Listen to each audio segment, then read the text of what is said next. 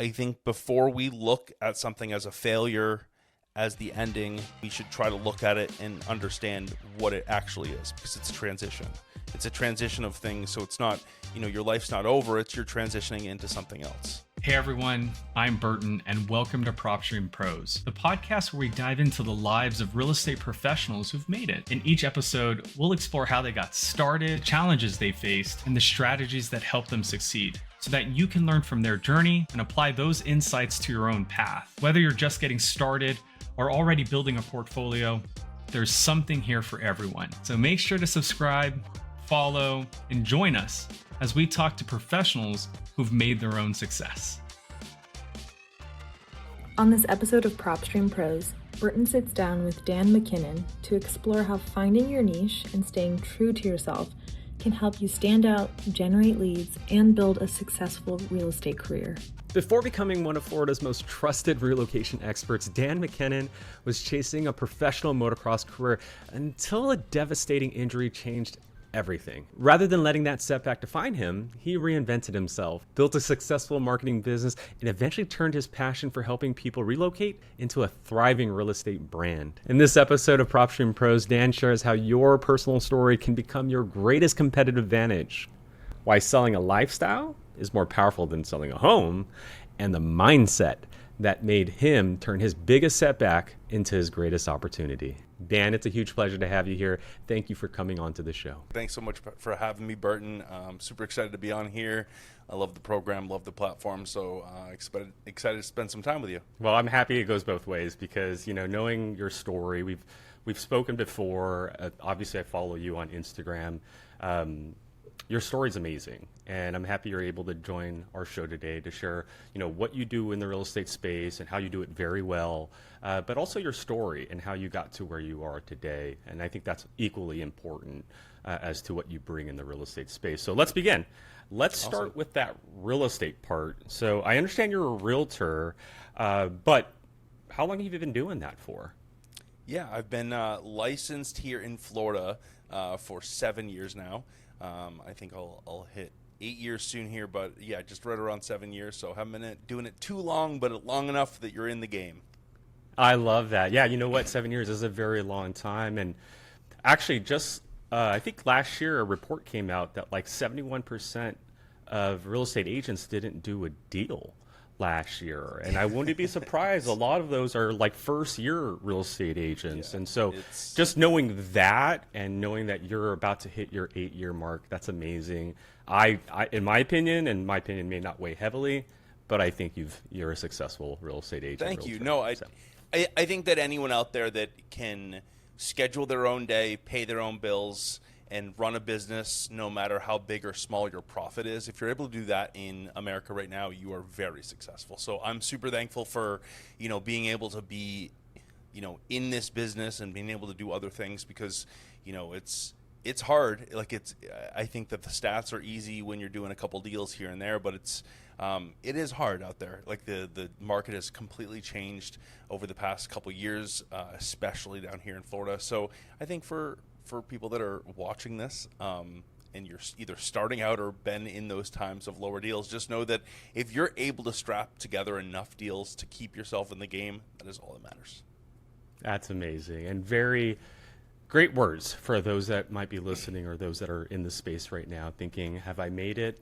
Well, Dan just gave you a pretty good idea whether you have. Well, I think the battle of do I make it? I think I can look at my own production or amount of deals, and it's like, what does that mean? What does make it mean? And I think you need to define it as come back as a business owner and say, what are those goals that you have? Not, consistently looking at what other people are doing and ranking yourself among them. Pull yourself back for a second and rank yourself among what are your goals as a business owner. Real estate's a funny thing because we use so much social media, and because of that, it's so easy to have comparison and and go down that kind of trail of thought. But if you really pull back as a business owner, most business owners would like to just have their business be able to pay the bills, give them enough to live, and have their own schedule. So, you got to keep that into perspective. I love that, and I'm even guilty of that. As a matter of fact, all of us, I am. Yeah, and it's funny that you said it because when I go to these events and I speak to inspiring real estate agents and investors, one of the common things I hear is I want that financial freedom, and when I hear that, what you said earlier, it's that time to myself. It's being able to run my own schedule, to spend more time with my loved ones. Mm-hmm. What I also notice in my observation is that sometimes we get to that point, but then we forget that we wanted that. And then we're looking for that next shiny object. So now we have our free time, but it's like not enough. So I like that. I like that you're encouraging people to just take that one big step back and evaluate where you are today to where you were. And you definitely would see it in a half glass full type of mindset. I love that. For sure. Well, let me ask you this, because when the word realtor, real estate agent gets thrown out there, there's a lot to it, right? Like, obviously you mentioned social media. Like when I go on Instagram and I'm seeing a real estate agent, well, there's a lot of aspects about a real estate agent that you could be good at, right? Like you could be good at open houses. You could be good at those marketing reels, because I'm seeing real estate agents go crazy with that stuff. You could be good at commercial buildings, vacant land. You could be good at dealing with some of the craziest transactions, like a probate with 17 signatures you got to go get after. Yeah. What is it about first-time home buyer? Like there's just so many classifications of the clientele. Absolutely. So I want to ask you this question: when it comes to being a realtor, what do you think is your specialty when it comes to everything we just mentioned? Like, what is it about you that you know for a fact, hey, this is my domain. I dominate this domain. Yeah, relocation. That is just a big thing here in Florida. It's a big theme here where I live, because the kind of joke is no one's from Sarasota. Everyone kind of moves here. So you have a lot of people relocating from the Northeast, from the Midwest, from California, even from places like Atlanta. So because I actually made the trip myself, and my family and I moved from New England down to Florida, to the East Coast, and then over here, it's a story. And what's funny is I was mentioning to a coaching client of mine, and I mentioned, if you don't have experience, you stand on confidence. And so for me, early on, without confidence, I would stand on the experience that I just moved my family to Florida. So even if I was not, at the time I wasn't in real estate. So I was able to tell the story of the experience and use that in place of confidence for so long. And so it became that now, like through social media, a lot of people just come to me for relocation. So because they see things like my family, what they're doing here, and I always kind of mention that we moved from other places, and and that's kind of like the theme behind a lot of stuff, because it goes a little bit deeper than it. Not only is it a story for me, and it helped me a lot in the beginning, but it also gives me a lot more freedom. And the freedom comes with the calls or Zoom calls, because they're all from out of state. I do a lot of video for them in the beginning, and then they fly in, and it's very scheduled. And there's a timeline to it. They fly in, they look at areas, and they're moving in a month or 3 months or 6 months, and you kind of timeline it out. So for myself, it's been a cool journey, because not only was I able to use something that I did myself to capture more of what people are looking for without having that confidence in the beginning. Now it kind of turned into a really, strong niche for myself, because now I get so many people. Like I probably get, 2 to 3 Instagram leads a week.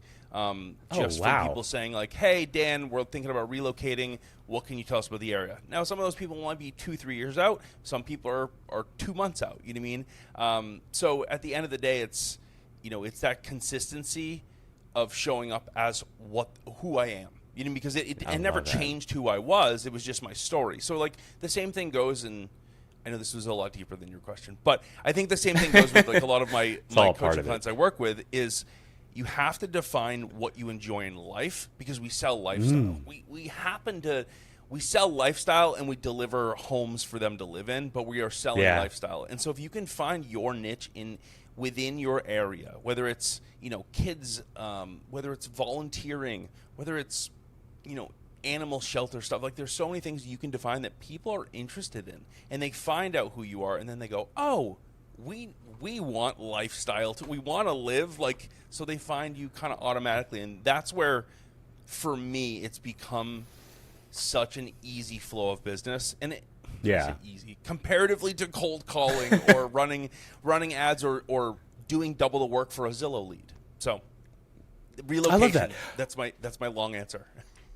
Well, there's a lot to take from that. First, I want to start with if you don't have confidence, utilize experience, and I want to wrap my head around that, because I was going to say, why did you get into the relocation aspect of being a real estate agent or realtor? But you answered the question. You said, because my family was from the Northeast, and then we came down to Florida. So I have that experience of what it feels like to transfer, to move a whole family, to literally upset your roots and place it somewhere else entirely. So I love that. But then, as you were saying, as you do a few deals, eventually that experience starts becoming more and more. But then you gain your confidence because you're getting these deals and you're doing it more and more and more. That experience feeds that confidence, and then it's so easy to talk about it and that's what it is like, I think that, a lot of individuals, think experience is this magical thing, and it's not. It's just as many deals as you can do and put data to it. Like, this person liked this community and these people didn't like this community. Okay, that's 2 deals. It's 50-50. It's still up in the air. When you do 54 deals and then you look and you go, wow, 38 people liked HOAs and 14 people didn't. And then you go, wow, I probably should figure out more about HOAs. A lot more of my clientele are wanting HOAs. Should I show more of this? And so you develop, and that's what experience really is. Or not experience. That's what. That's what experience is, and it turns into confidence, because then you can tell that story so much more flexible. You know what? I've heard this before, that people that don't like HOAs end up liking this because of A, B, and C, and they like this because of 1, 2, 3. That's so easy, and it comes out authentic because it's experience. But it's just times at bat. It's just breaking down. You know what's crazy though, Dan? I just want to pose this thought for a second, right? Not that this is a solution, but let's just ask this question to ourselves right now. Earlier, I was talking about how 71% of real estate agents didn't do a deal last year. My question is, how many of them didn't utilize their own personal experience? Instead, they try to come into this industry thinking, I need to fake this confidence or act as if, when the reality is maybe you could have gotten your first deal by just looking inward. What is it that you've gone through? What is it that you might specialize in? Have you gone through a broken family situation? Have you gone through a divorce? Have you moved yourself from a different county or a different state? What life experiences are you tapping into so that you can pursue some of them? This? You just nailed something that a lot of people want all the time. Everyone comes to me and says, Dan, what can I do on social? What can I do in marketing that will really lead to a bunch of lead flow and really last, right? Because everything is like a firework, right? We shoot it up in the air, it goes off, people go, wow, and then they forget about us 2 seconds later because there's more fireworks. How can we put together an experience for someone to walk away and go, wow, I really like Dan, or I really like Burton? And I think at the end of the day, when you're able to create that experience for someone to come into in real-life life. And so, like you said, is pulling from your past. It's like, say you're a nurse. Like, if you can just talk more about like what that process of, people you met before and working with people, then they can know that you're more caring or empathetic. What happens if you are someone that's more finance-backed and you can help people go, hey, you know what? The FHA is actually a really cool loan. It's 3.5%, and you can actually get seller credits up to 4%, so you can cover, whatever the thing is in your state or area. And like you just said, though, you're able to pull instead of trying to recreate who you are. And so that's probably like, continued probably conversation about my career is like, I continue to pull from my past versus trying to recreate who I was, because who wants the other generic 20,000 real estate agents in my county? Nobody wants that. Yeah, nobody They does. just want the guy that goes, hey, I moved, I did the U-Haul things, and I stored them, and that wasn't the best thing, but you know what? Later on, I realized this. I'm like, dude, yeah, you actually lived the life I'm doing right now. My kid, it's not Providence, Rhode Island, where you came from, but it's this part of Michigan. It's like, all right, well, that's just the same mileage, and so you wore winter coats, and okay, so you don't need those anymore, and it's just explaining what people live, and that's what it is. So, going back to like the experience and confidence, I think that if more people pulled, like you said, from their own experience inside and it offered that as a more personal level experience, it affects people so much differently. 100%. And that's my observation, is I see that sometimes people forget what's inside. And when they get into this industry, they try to redefine themselves all over again. It's like, don't do that, because it's really who you are that got you here to begin with. Another thing too, I think can add to that, the 71% that we were talking about, is that, I'm going to be honest here, there is a slight misconception when you think about a realtor or real estate agent. You think about these individuals that are in suit and ties. And don't get me wrong, I mean, I've gone to events, real estate events, where you'll see very nice dressed people. Sure I people. mean, again, we're trying to get an impression out there. But the reality is, and you just mentioned it just a few moments ago, I truly believe real estate is one of the last surviving industries where you truly can believe yourself. Like when you take all the suits and ties out and all these business outfits out, like when you strip that down, every single one of these individuals that are successful because they're being themselves. Yeah. Don't let the suit They're and tie connecting fool with you, other maybe. individuals.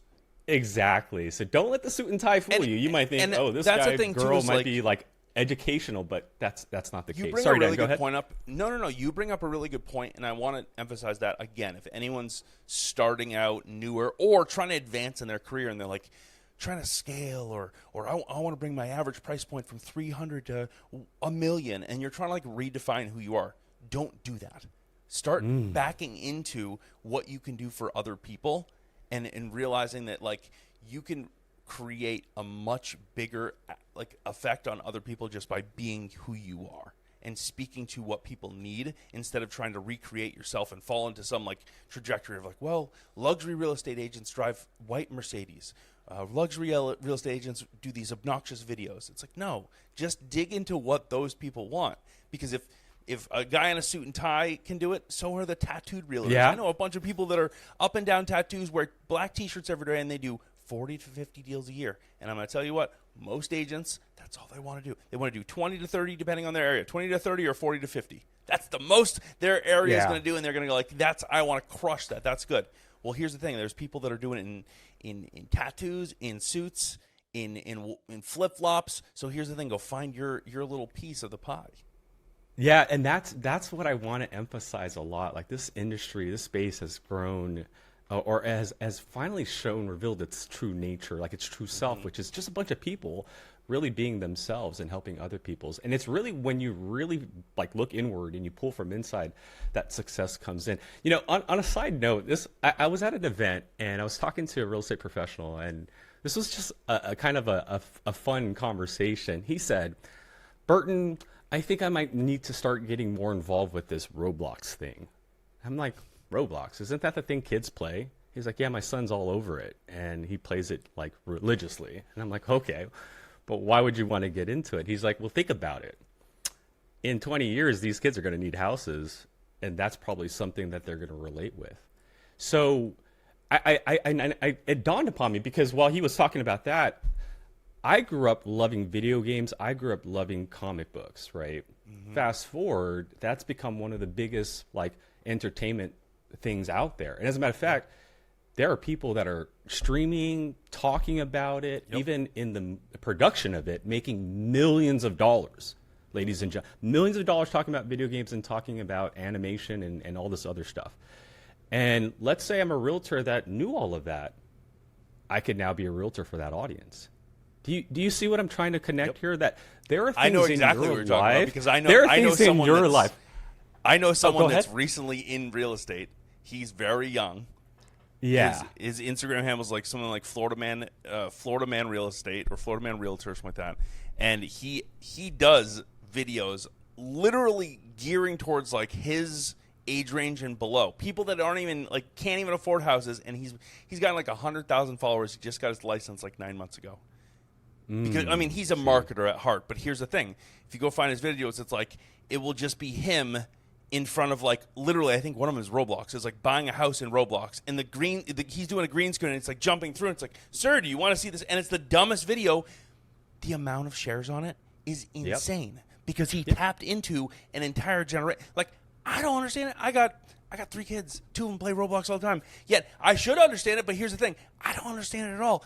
If you can tap into things like this, though, there are entire markets that will start trusting you because they're like, "Oh, it's the real estate guy that does the Roblox. He's cool." Like, yeah. Hold on, but think about that.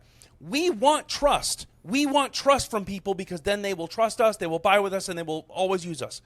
If I'm cool, if I'm the Roblox guy, or if I understand, or one of my marketings here and there is about Roblox and it's funny, now you're like, oh, I like this guy. I trust him. That's it. That's it. the qualification nowadays of a lead. It's like, I trusted you. I'm going to sign you up for your emails. And yeah, Dan's going to sell us a house because he's cool. What the heck? And like, it's changed so much because 20 years ago in real estate, it was like, is he well qualified? Do people like him? Can he do the job? Right now, it is like almost an entertainment value to get the trust first. And then it's like, yeah, don't mess up. Like that's the thing. We have to follow Obviously, through. yeah, we got to follow through. But here's the thing. You could do 10, 14 deals a year just off of posting dumb video game stuff in front of homes because people are going to go, he's funny. He sells houses in Tampa. It's relatable to people. We're gonna be moving to Tampa. Let's use the funny guy. Absolutely. So it's changed so much, like you said, about like diving into who you are, but also aligning that with where could that go? And like you could take any industry. Like I used, the pet like adoption, or I don't know the right word for it, but where the pet shelter. Shelters. I know multiple people that have had their business off of how much they care about dogs. Like after every sale, I donate this amount of money to the dog shelter, and then they show videos of her at the dog shelter and like start doing stuff. She gets like literally 20 to 25 sales a year because people want to work with her just because of that. Yeah, because they're pet lovers and they feel the same way. And that's the whole point here, is that you might think what you're into today is silly. You might think, oh man, no one likes watching classic old films in black and white. I must be an oddball.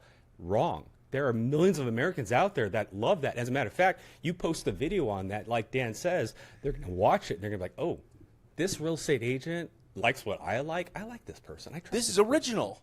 Someone's not doing this. So I wanted to bring that up because when you said, hey, I didn't have the confidence at first, so I leaned on my experience, that to me was a very big statement, Dan, that you said, because in this industry, I observe a lot of people, they try to redefine themselves and they try to become someone they're no longer. And I just don't think that's the right approach. And I love that about you. Like, you've always kept your real self. And so I just wanted to highlight I appreciate that. But Yeah. And here's the thing that was like, there's a little bit of math to that.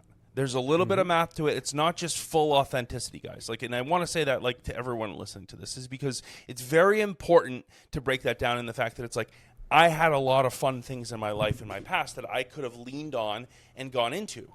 Relocation wasn't like me moving my family down to Florida wasn't necessarily like a highlight of my life that I took or I did so many times. It was something that related to other people within what I wanted to do.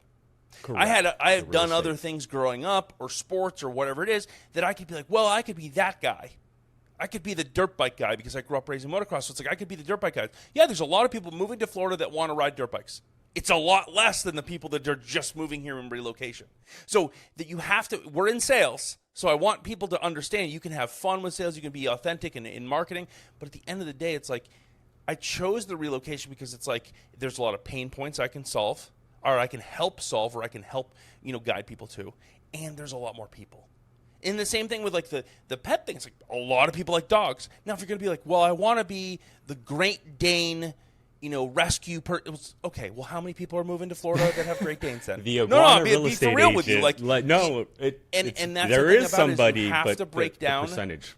You have to break down what that's going, because if you're going to be your authentic self, you also have to see value on the other side, because this is your career and you do want to advance it. It's not just about being like, go be yourself, and hopefully you're not one of the people that bails out of the industry. You need to make sure it aligns with who's moving there. If it's a lifestyle, if you're into boating and you're like, I want to show everybody the boating, that's great. That's actually a really good one. Don't go niching about being like, here's how to do knots. No, take the boat and show houses on canals and be like, this is how much depth you need to get a boat in and out of these areas. The most of the people that live here use these type of boats. Don't, you know what I mean? And that's how you use your niches, because you answer questions that other people that have your interest are going to have in your lifestyle. I love that. And so I just want to kind of expose what you said and kind of just reemphasize what you said. While you might as an individual have a lot of really cool hobbies, and you might want to utilize one of them to get into, to tie it with real estate and get leads. I like how you said, pick one that has the most of an audience, I would say, right? Like you said, like I like the boat analogy. Like, if I'm a boating guy, how can I use that in real estate? Well, there's a bunch of real estate are attached to lakes and by the bay, by the ocean. Yeah.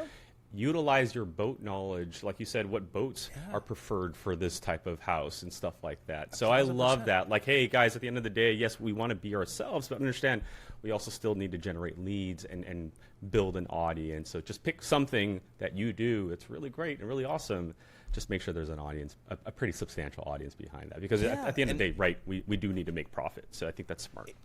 And I think that what you end up doing is if you find that thing that you can pour yourself into and you know there's enough exposure on the other side, you can fully commit to being that authentic. You know, if you're going to be like the guy that tries out all the golf courses in your area to show you which ones are the best value and where you should live by them, well, that's going to take some effort and to really jump into it all. But here's the thing: it's on the flip side. It's like you went into golf. You didn't go into I don't know, something very vague. You know what I mean? You know that people in your area or in your selling in golf course communities, like you see an out of it, so you can really jump in. And that's the next, really, the level up of it is like just being able to jump in, all in. And when it comes to like the relocation, it's just not like saying, hey, I'm the relocation guy, or hey, I'm the golf guy, or hey, I'm the boat guy. It's then now starting to study and understand, what do people want to know? It's like, what do people actually need to know? And understanding from the user level, it's like, because those are the pre-market indicators. What they are like, if people are starting to look like, what is it like to live in Sarasota, where I live? Well, that's a pre-market indicator. They're so up in the air, but it's showing like, or how much is it to have a boat in Sarasota? If they're searching that from Ohio, that's a pre-market indicator. So if I can start understanding and start marketing to those ones, so if they search like, what is it like having a boat in Sarasota, and my blog comes up, my video comes up, my content comes up, and then I'm speaking about it, they're going to trust me before they even make the decision. That's where the really cool piece about the lifestyle is if you can work it in, you're getting pre-market like nods from people before they're even locked in, and then you're just selling them that lifestyle. Then they're just going to come to you and be like, hey, Dan, we've been interested for a while. What does a $500,000 townhouse look like? Can you just send us some? And that's how you curate something where it's not just pounding your lifestyle or what you used to do into people's face. It's curating a point in time where they can follow along, and then they're just like, hey, we love what you're up to. We just have some questions. That's so smart. Dan, let me ask you this question, because earlier you mentioned you're getting like 2 or 3 leads on Instagram. Without going too much into like your whole entire process, what are some top, let's say 3, what are like 3 questions you normally ask when you're on these Zoom calls to qualify that buyer? Like, are they personal questions, or are they questions about finance? Like, what do you think is more important in that There's in that 3 conversation? main ones. Great question. There's 3 main ones in real estate that I will always ask, because it's very important for me. One is timeline. When are you looking to move? Because my market goes up and down. So I need to understand, to help you, what kind of houses are we looking at? What's the timeline of things? If you're looking at new construction, is it going to be done, sold out, or not started just yet, or not available? Like, there's a lot of things in there. Secondly is like, what's your budget? Because I live in an area that's very vastly different. Like, if we could start talking about living in Sarasota, and you could be up in the $10 million range, or you could be living here for $350,000. There's a little bit of a map difference and lifestyle difference, and you're going to feel a big difference. And then third is is an overall lifestyle question, but it's really like, what does your day-to-day look like? Meaning, do you live with anyone? Do you have kids? And if you, like, say you live with someone and have kids, okay, are they in school or not? Do I need to understand how far you are away from schools, and school matter to you? But if if you don't have kids and you're retired and you sit there all day and you go, all right, cool. So how do you, like, what are the stores you shop at? Do you go to Costco or BJ's, or you just go to your regular store? Because I know retired people don't like going a lot of places. They want healthcare and stores close to them. So for me, then I can start mapping out a lot of things in my head. And you got to start thinking just like an algorithm does. People overcomplicate algorithms. Algorithms are just like yes, no's. It's a whole equation of things. And that's what I start doing. I start building almost like I put each client of mine, each lead, into my own algorithm. I go, all right, I know 3 places that could suit them.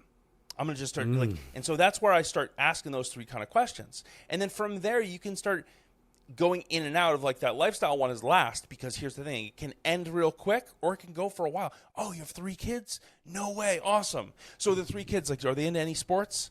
Okay, soccer. Okay, soccer. Okay, so we need a good school in soccer. Here's the thing. I only know 2 places on this, but it's going to end up being a place that's going to be up in the top of a range and need to be 2 stories. I know you wanted a ranch home, though. How are we feeling about that? What did I just did there, right there, though, is I qualified them right from a couple questions. They're like, hold on, how, you know already 2 places and whatever? Yeah, because at the end of it, like, we may find a diamond in the rough that's exactly one, but I'm going to start pushing you to answer questions with me on the phone because I want to find us really where we're going to be at so I can talk to you like a human instead of being like, yeah, Sarasota's great. Come by and some visit and we'll go look at some homes. No, I want to fast forward their whole process and be like, here's the deal.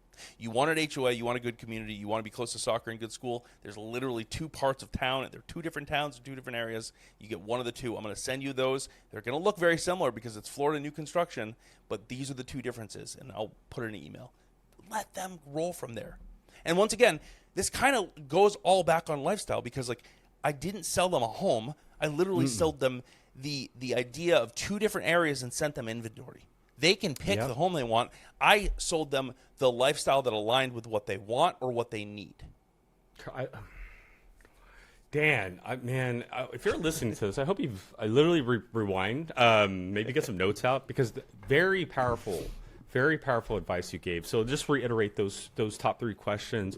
One is time frame, right? Yeah. Knowing how because the market is fluctuating, like you said, you know. And if you're coming next week, I'm like, let me clear my schedule. Let's talk like business right now. But if you're coming in 9 months, I'm sitting back in my chair and like, yeah, no, like reach out when you can. Like, you know what I mean? The timeline really changes how aggressive the next questions are going to go. My timeline, if you're coming next week, I'm like, we got to lock in a budget so I can be real with you right now about, you know, if I'm locking in my schedule, I'm doing all this stuff, I need to know a real number here, how much of your payment or budget. Versus if you're 2 years out, ma'am, I'm going to just start sending you some stuff. You start picking out some neighborhoods, but don't even worry about if it's 600,000 or 700,000 because it's going to change.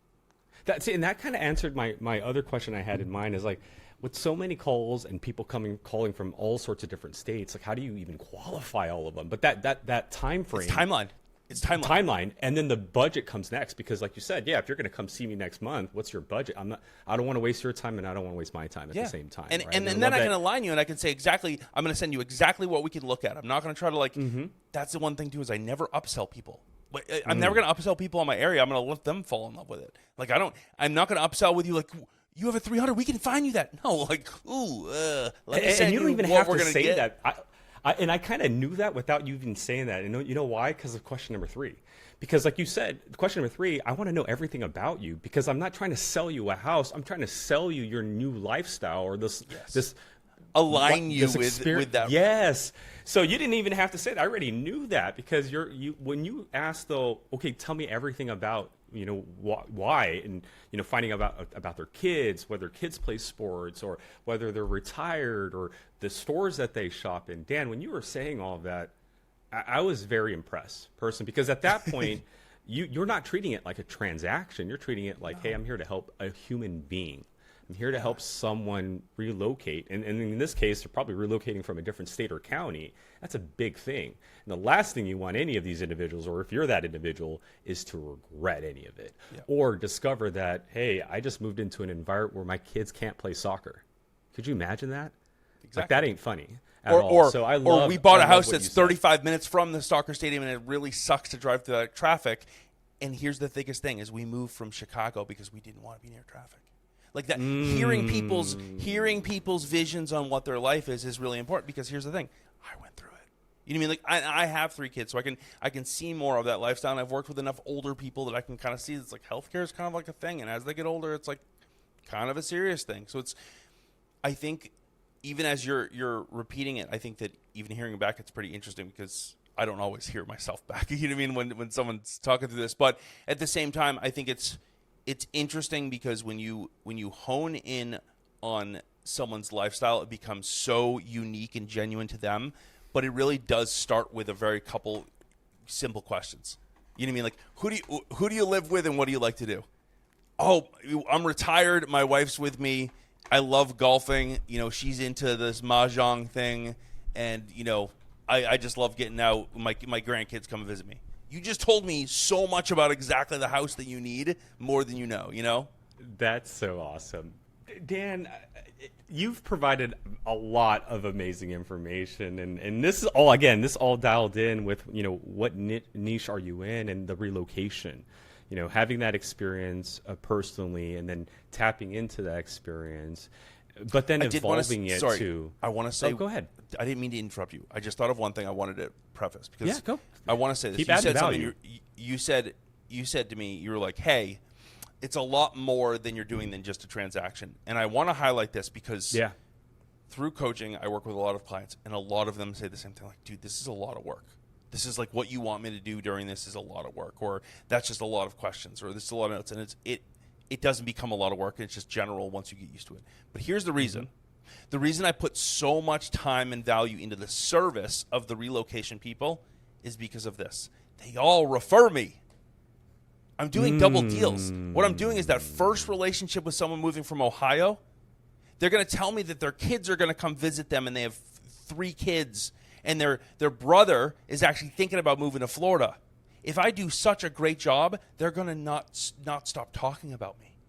And so what I just did is I planted a seed on that first person. So for every time I plant a seed, my future is golden. I don't have to repeat all the stuff. They're going to go, Dan, it's so great to meet you. My parents have said it's ton. We want something very similar to what they're doing. They're going to start telling me their whole lifestyle timeline and whatever. Like it's just open. And that's where I'm at now. It's like I have 3 kids. I'm really busy with them and coaching and all this other stuff I'm doing. It's like, to be honest, like I don't really farm for leads anymore. Like I get phone calls that are like that. It's like, hey, this is what happened. That. Or it's because there is a reason on going so deep on those 3 simple questions and aligning such a depth of knowledge in your area or anything like that. It takes time, and you have to research, and you have to do. I've done a lot of work, but it's because I made sure that Bob and Martha from Ohio now tell everyone they know, Dan helped us come here. You cannot use a single different person than Dan because he made us feel heard.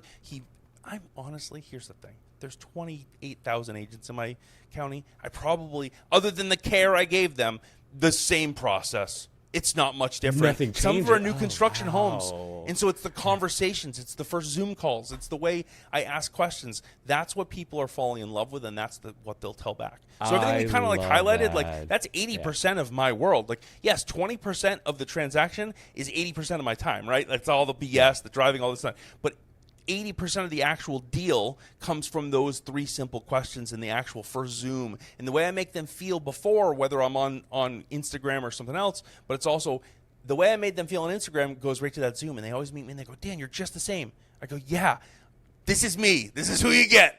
Because I've created a point where it's like, no matter what day you meet me, this is who you get. And I'm so glad to help you. And so I'm not jumping, once again, go back to instead of trying to be someone else, instead of trying to fall into, this luxury agent or this agent I want to be, I'm just myself. I've found alignments with what I like to do in my life and what I'm good at inside the industry to help people.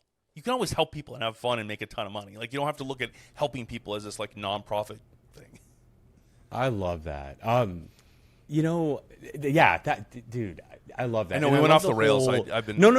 Because I'm no, you're okay. And I'm trying to wrap my mind around that because I love that. Like, I didn't even think about like the whole, I planted this seed with this family that's from out of state. I gave them an experience of a lifetime, like literally. You gave them an experience of a lifetime. And I didn't even think about the word of mouth because you're right. It's not like they were loners or people that didn't have friends and family in Ohio. Like, no, they had their roots. They had their friends and family. They had a full-blown life up there. Absolutely. So it's kind of, I was laughing as you were mentioning it a little bit because I'm like, Dan's over here literally moving family trees to Sarasota, Florida. The amount of you start people with one person, and then all of a sudden their whole like cousins and relatives and friends and family want to move. I will be honest. I probably have like, if you broke it down, it's probably I have at least one referral from every other client because I've had multiple that are like 5 or 6 trees down, you know what I mean? And then like, there's a lot that never talk to you again. But if you averaged it out, it's so many because it's from parents, like the kids moved down here and then the parents bought a condo, or the parents moved down and then the kids came and then the cousin of the kids came. You don't know what you're doing because like you said, they're not loners in their area. They came down to play soccer, and now their whole soccer team is still on the Facebook group. And they're like, hey, Johnny, we're coming down to Anna Maria. Can we connect with you? And then they come and see where you live. And then they're just like, wow, this is really nice. How do we get more? And they're like, actually, our real estate agent, Dan's great. And this is not, once again, we went deep on relocation. So if you live in a relocation, this is great. Now, if you are somewhere else, say you're in Ohio, you find the same thing, though. It may not be relocation, but it's a linear moving. It's people that are upsizing or downsizing. People are getting older and they need to downsize, and people that are growing families, they upsize. You just need to plant the seeds, because if once someone has a great experience with you, they're going to want to tell everybody. Because here's what we do as human beings. We love talking about ourselves. So you plant the seed about how great you are into a story that they like to tell, and you'll be told all the time. I love it. Dan, I love your energy too. I want to highlight that. Like when you're talking about everything, like over these last few, like several moments, you can just feel the energy. And I can tell deep down inside of you, you really are a person that wants to help other people. And you really care about, the experience that they're going to go through, because it's a big one. And I'll be honest with you, I love that, because you reap the benefits from that. You help someone, you give them this amazing experience from relocating where they're at to where they're going to be at, or where they're going to move to, and then that, again, just increases business because of the referral. But I want to step out of real estate really quick. I want to talk about you. I don't really know people know you as an individual, but at the top of the call, you mentioned you relocated from the Northeast, but you also mentioned that you had a motocross background. Is that correct? Did I hear that right? Yes. Okay. I grew up racing dirt bikes. I started riding dirt bikes when I was 3. My dad was a three-wheeler professional when they had three-wheelers back in the day. That was crazy. I grew up racing dirt bikes and started racing when I was very young, and raced until I was about 19 years old.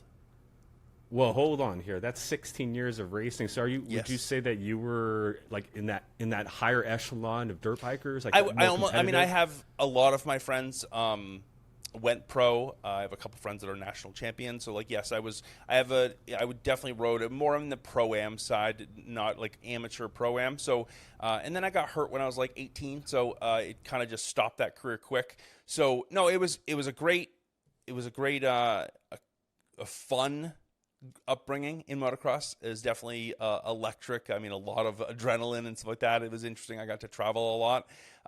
But I got hurt when I was 18 and kind of just stopped because I broke my wrist, and it was too bad to kind of keep racing. So it was one of those things where, it threw me for a little bit of a loop, because, you go your entire life knowing one thing, and then you kind of just stop. And that's obviously at the kind of precipice of your life, because I was, in high school at the time and just about to graduate. It was, I guess, 17, 18. So it was a long period of time I raced motocross, which, suits me because I'm a very individual guy. I love team sports, but I think at the end of the day, I how I work now is very much on individual basis. So it fit me for many years. I love that. And that makes sense now, because, I used to be a skateboarder as well, nowhere near the level that you were at when it comes to motocross. I wish. But when I used to go to the X Games out here in Los Angeles, just the brotherhood that a lot of people don't see. While they're competing with each other, there's a lot of patting on the back. There's a lot of congratulations. Like, dude, that jump was pretty sick, or that trick was awesome, right? There's a lot of that. Would you say that, well, maybe that is it, but like, if you were to look at the 16 years of being in motocross, is there anything that you take away from that you're applying today in your real estate business or in your life? Yeah, for sure. I would say that for me with motocross, it was always upon myself to get better. So for me, it was an individual sport that was, if I wanted to get better, I had to pursue what better meant. And if it was never one blanketed item, it was always come down to like very strategic and methodical things. Like if I wanted to go 4 seconds faster on a lap, it's really not that hard. If you think about, 4 seconds a lap when you're trying over and over and over to cut time.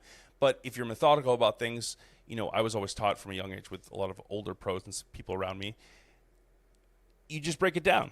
Just like anything in life, you break it down into baby steps. And so there's 28, there's 22 corners on a track. Well, 4 seconds. Do 4 seconds divided by 22. Well, what is that, like 0.3 seconds? So 0.3 seconds on every single turn, you have to get a little better. That's it. So what does that mean? Well, are you comfortable in the turn? Well, go in a little bit faster then. If you're comfortable, go in a little bit faster. Hold the gas for a half a second faster into the corner, or get on the gas sooner. Is there a different line you can take that would set you up faster, whatever? And those are the things, because like and I think that is like literally probably the best analogy that goes into business, is that if you look at life as a big blanket and say, this is going to be really hard. The wall is very hard. I don't know how to get over the wall. Just break it down into a lot of little steps, because it makes it so much easier to visualize. Because technically, if I said there's 22 corners on a track and you're trying your best, but all you have to do is get 0.3 seconds faster, or whatever the second is was. And someone would go, that's it? That's all I have to do. And you didn't say you have to go 4 or 5 seconds faster each lap. You just talked about that. Yeah. As humans, we can visualize success. We can visualize being able to achieve it, versus seeing something that's a big wall and being like, what's the point in trying if I'm going to continue to fail? So I think that for myself, like, no matter what it was, if it was a level, if it was a track time, if it was, getting to a new, qualifying for a certain event, it was like, okay, if this is how fast the person that is the top qualifier went, this is how fast I have to go. I love that. Is it my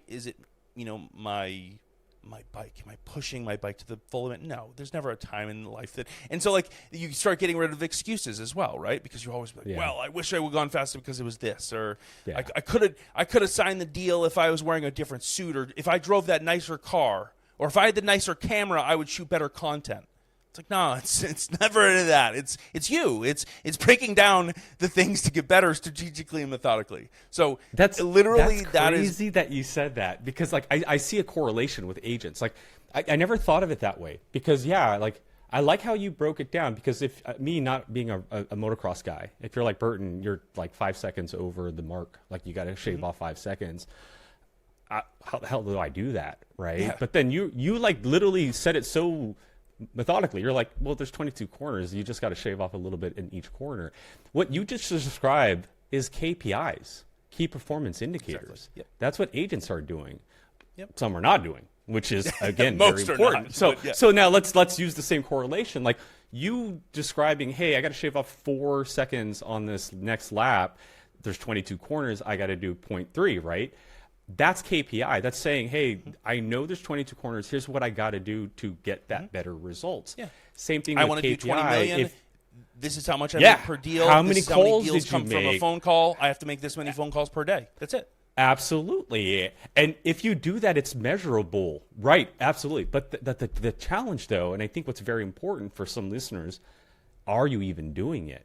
Because there's 2 types of racers. There's the racers that have that same mindset Dan has, which is, okay, I got to shave off 4 seconds. Here's how I'm going to do it. 22 corners. This is what I got to do on every corner.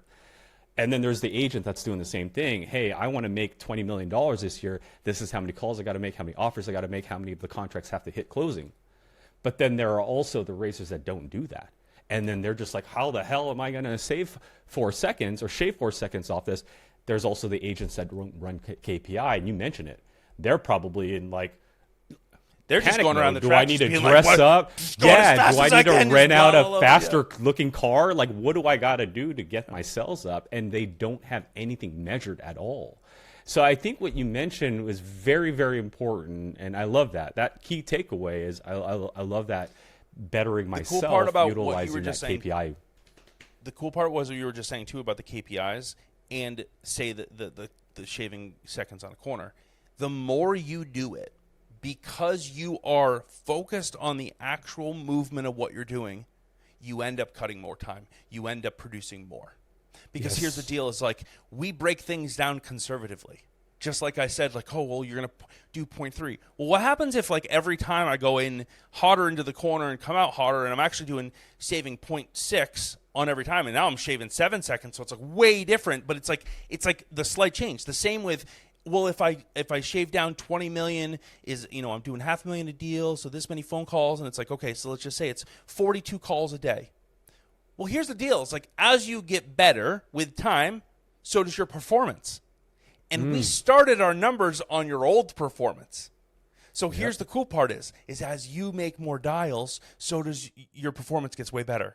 So you end up looking back and you go, well, I did 26 million this year and I was going for 20. I didn't even hit my goal. I got over my goal. Is because you were focused on just the routines that you needed to make every single day. Because like what you say, most people don't even use KPIs. So if they don't use KPIs, they're not doing the daily things they need to do. So if you're just one of the agents that's watching this, that's a routine and hitting your daily activities that you need to, you're going to crush it.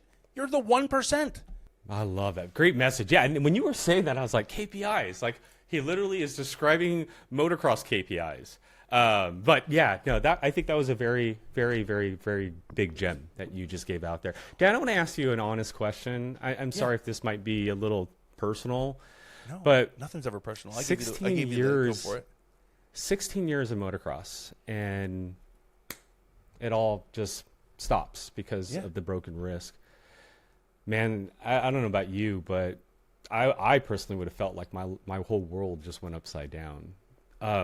Personally, I would have felt like that was a huge setback for me. I don't know how you felt, but if you did feel the same way, how did you overcome such a big setback? Again, for me, I would have felt like my world was upside down. I don't know if that's how you felt, but how did you overcome that feeling, if any? I think I did overcome it. It took a while.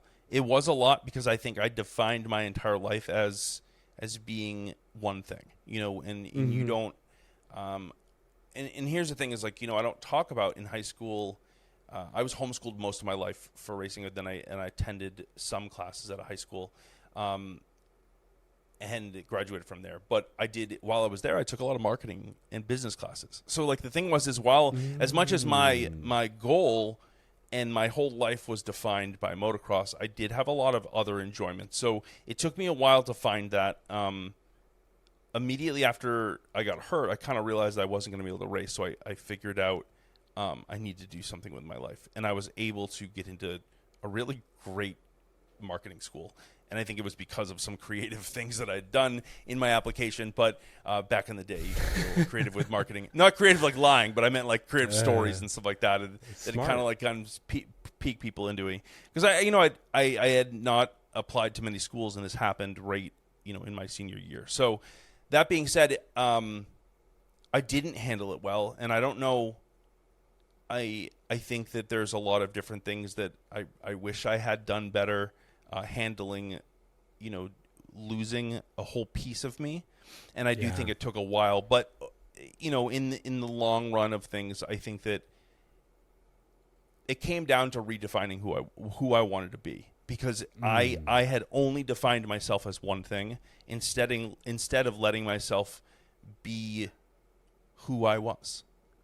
I always saw myself as just a motocross rider versus being someone that's like, I was also creative. Like I loved making things and creating and art and photography. I also loved business and marketing, but I never gave myself any of those breathing, or areas to breathe at all, because I told myself I was just this one person. And so when it was taken away, I thought everything was over, instead of realizing like, I'm still a human. Like it's just one thing. I mean? It's like I think any athlete or someone that has a dream and they go after it and it's just kind of taken away from them.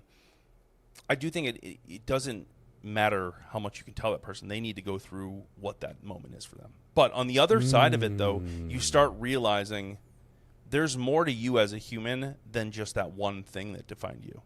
And so for me, I found out that, what did I love about the sport? I loved being able to push myself to get better and define who I was and push myself mentally.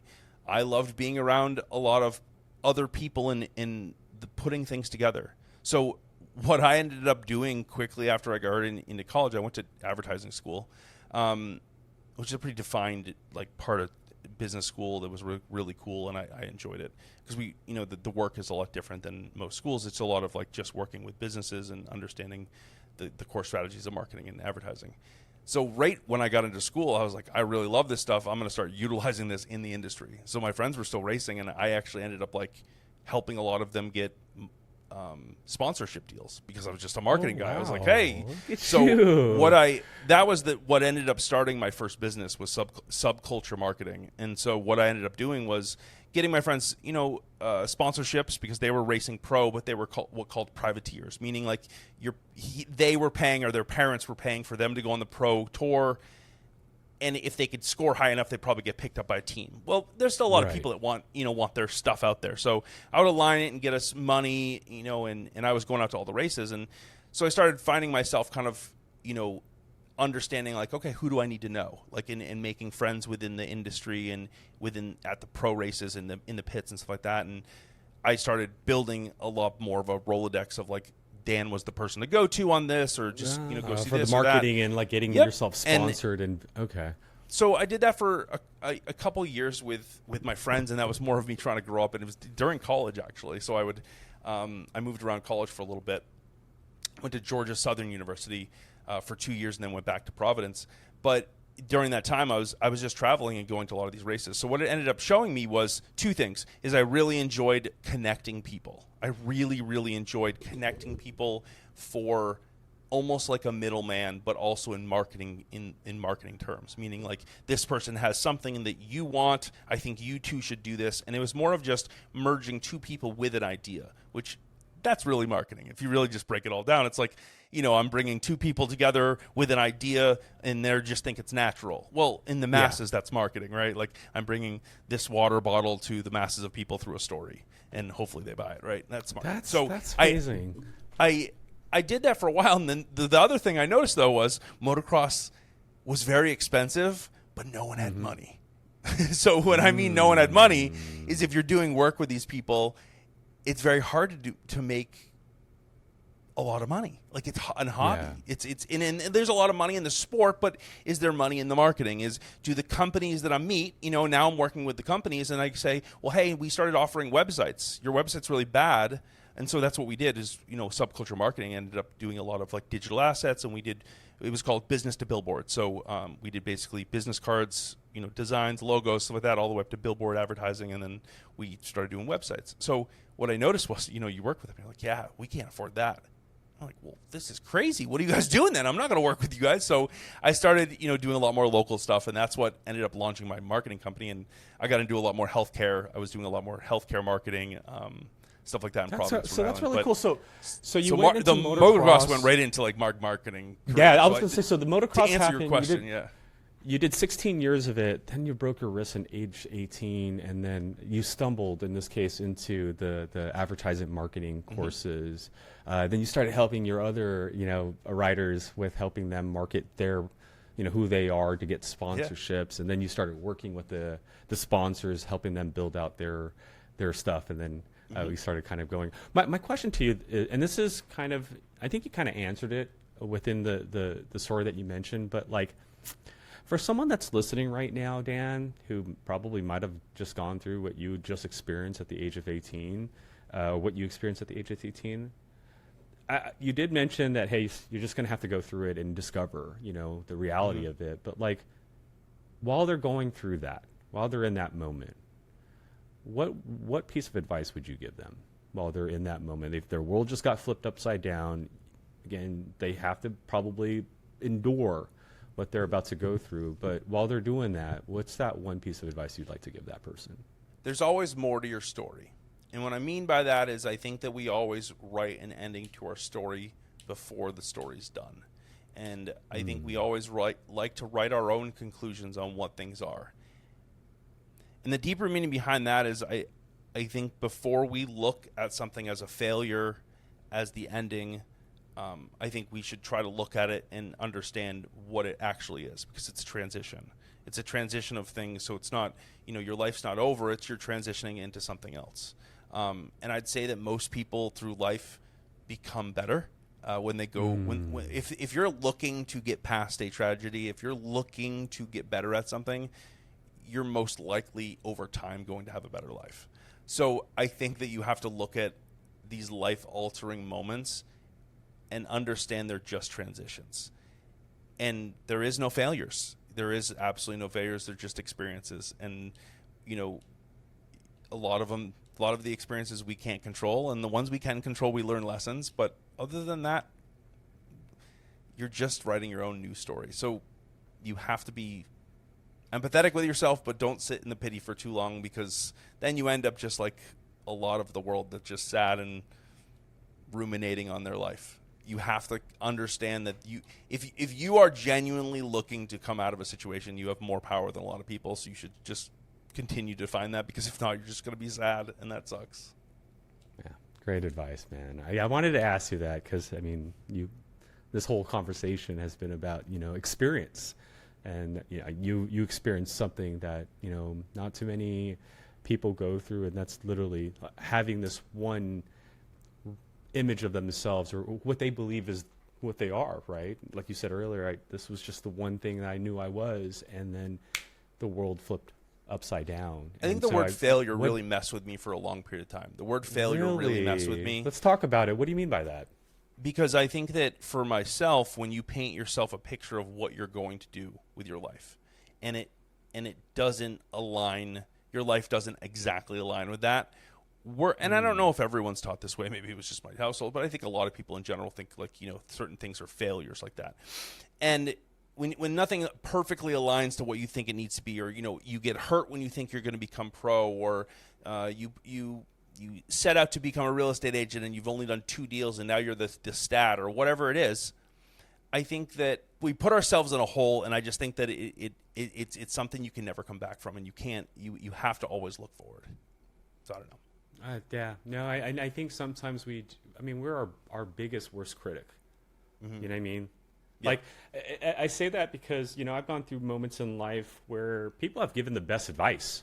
Like, literally, they have literally given me the solution to my situation, but internally, I'm not ready to hear it. And internally, I'm the only one that could make that change. And sometimes that thought of failure, even though solutions are being provided, can weigh so heavily that I agree with you. Sometimes we put ourselves in a hole that we think is hard to get out of. Well, and there's just no failures. Like, and I think that the older I get, the more I realize it's just experiences and understanding that it's just I think that society is defined what failure and success looks like, because like what we started with and what we started talking about on this is like, what is true success of a business? Is it you being on the top of Forbes? Then that's your definition of success, and that's great. And honestly, right now, maybe you could, I don't know if failure is even in your definition because you're shooting for the stars, but I think that failure in general is just this stupid thing that most humans deal with as like a success or fail. Like, it's black or white, yes or no. And in reality, it's always like, it's on such a moving scale of like, you showed up really hard, but things didn't go your way. If things didn't go the way, that doesn't mean that you did a bad job. There's so much more to the black and white situation of failure or success. And so I think that for myself, I just got myself into a huge hole of thinking of like, this was a failure. What was all this time spent? I can't believe I wasted this, versus looking at it like, I made a lot of friends from this experience. I learned a lot of things. I got myself way better over time. I got stronger mentally. Yes, this didn't work out exactly like I wanted, but how can I now pivot? How can I change something in my life right now to continue having the fun I'm having, or the life I want to lead? Because here's the thing is like, it wasn't just about the dirt bikes. It wasn't just about the adrenaline or whatever that is. It was about the moment I was putting myself in. It was I liked to compete at a high level with a lot of people around with high stakes. Look what I'm doing now. I'm building businesses. So and that's the thing is like, if you asked me a question earlier, it's like, if you're sitting here, that's why you need to open your eyes, because there's always something else. There's always something else that looks exactly like what you're doing that just is completely different. Instead of me working out and training for motocross, I'm now reading a lot of books and connecting with people and staying up late and building things. Like, it's very similar, completely different lives. My brain is the same, so you can't live yourself in a, woe is me, I can't believe this happened to me, or I'm such a failure, this was a failure, the time was a failure. Like, even if you get laid off from a job, if something happens bad in life, like, you have to look at it and go, all right, this happened. How can I pivot to make the best situation from here? Because those people are the ones that, like, once again, can stack wins. because the wins are like 10x. Because if the losses are a 2x and they're actually learning on the losses, then the wins are way more versus the people that put themselves in the hole. Dan, I just got chills. I literally did. First off, I know we're at the end of the episode or the session here. I just want to say thank you so much. But everything you just said just sent shivers down my spine because I agree with you 100%. You know, like life is supposed to happen. And sometimes those moments that you feel like a failure are actually moments that are building you up. 100%. And I like to use your story as an example. You know, at the age of 3, you start motocrossing. You do it for 16 years. And you mentioned while you're doing it, what you loved about doing it is how it helped you better yourself individually. Now, at the age of 18, you break your wrist and the thought of failure comes around, right? And it's weighing heavily on yourself. And I'll be honest with you, most people, that's a tough moment for them. Most people stop right there. Most people can't get themselves out. But you saw a light at the end of the tunnel.